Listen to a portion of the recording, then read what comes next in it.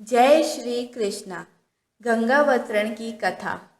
भगवान श्री राम का जन्म अयोध्या के सूर्य वंश में हुआ था। उनके एक पूर्वज थे महाराज सगर। महाराज सगर चक्रवर्ती सम्राट थे। उनकी केशिनी और सुमिति नाम की दो रानियां थीं। केशिनी के पुत्र का नाम असमंजस था और सुमिति के 60,000 पुत्र थे। असमंजस के पुत्र का नाम अंशुमान था। राजा सगर के असमंजस सहित सभी पुत्र अत्यंत उद्दंड और दुष्ट प्रकृति के थे, परंतु पौत्र अंशुमान धार्मिक और देवगुरु पूजक था। पुत्रों से दुखी होकर महाराज सगर ने असमंजस को देश से निकाल दिया और अंशुमान को अपना उत्तराधिकारी बनाया। सगर के अन्य 60,000 पुत्रों से देवता भी दुखी रहते थे।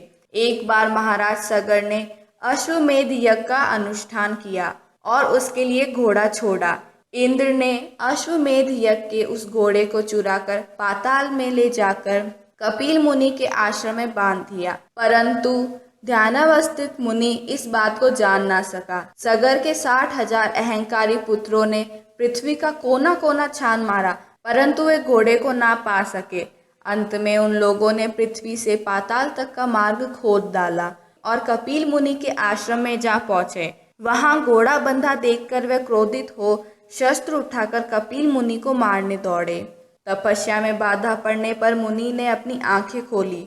उनके तेज से सगर के 60,000 उद्दंड पुत्र तत्काल भस्म हो गए। गरुड़ के द्वारा इस घटना की जानकारी मिलने पर अंशुमान कपिल मुनि के आश्रम में आए तथा उनकी स्तुति की।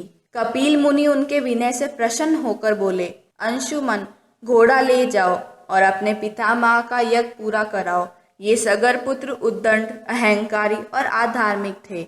इनकी मुक्ति तभी हो सकती है जब गंगा जल से इनकी राख का स्पर्श हो। अंशुमान ने घोड़ा ले जाकर अपने पितामह महाराज सगर का यज्ञ पूरा कराया। महाराज सगर के बाद अंशुमान राजा बने, परंतु उन्हें अपने चाचाओं की मुक्ति की चिंता बनी रही।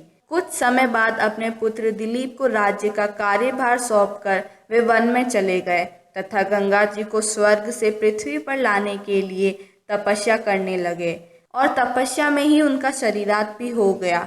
महाराज दिलीप ने भी अपने पुत्र भागीरथ को राज्यभार देकर स्वयं पिता के मार्ग का अनुसरण किया। उनका भी तपस्या में ही शरीरांत हुआ, परंतु वे भी गंगा जी को पृथ्वी पर ना ला सके। महाराज दिलीप के बाद भागीरथ ने ब्रह्मा जी की घोर तपस्या की। अंत में 3 पीढ़ियों की इस तपस्या से प्रसन्न हो पितामह ब्रह्मा ने भागीरथ को दर्शन देकर वर मांगने को कहा। भागीरथ ने कहा, हे पितामह, मेरे 60,000 पूर्वज कपिल मुनि के श्राप से भस्म हो गए हैं। उनकी मुक्ति के लिए आप गंगा जी को पृथ्वी पर भेजने की कृपा करें।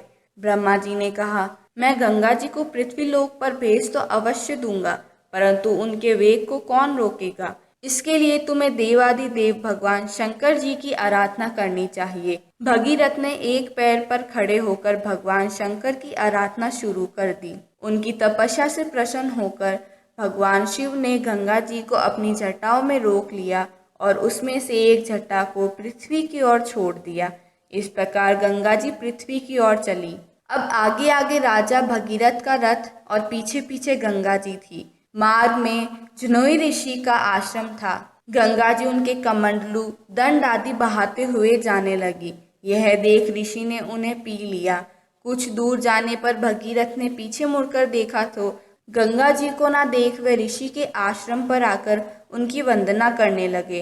प्रसन्न हो ऋषि ने अपनी पुत्री बनाकर गंगा जी को दाहिने कान से निकाल दिया। इसलिए देवी गंगा जानवी नाम से भी जानी जाती है। भगीरथ की तपस्या से अवतरित होने के कारण उन्हें भागीरथी भी कहा जाता है। इसके बाद भगवती भागीरथी गंगा जी मार्ग को हरा भरा शस्य श्यामल करते हुए कपिल मुनि के आश्रम में पहुंची, जहां महाराज भगीरथ के 60,000 पूर्वज भस्म की ढेरी बने पड़े थे। गंगा जल के स्पर्श मात्र से वह सभी दिव्य रूपधारी हो दिव्य लोक को चले गए। धन्यवाद।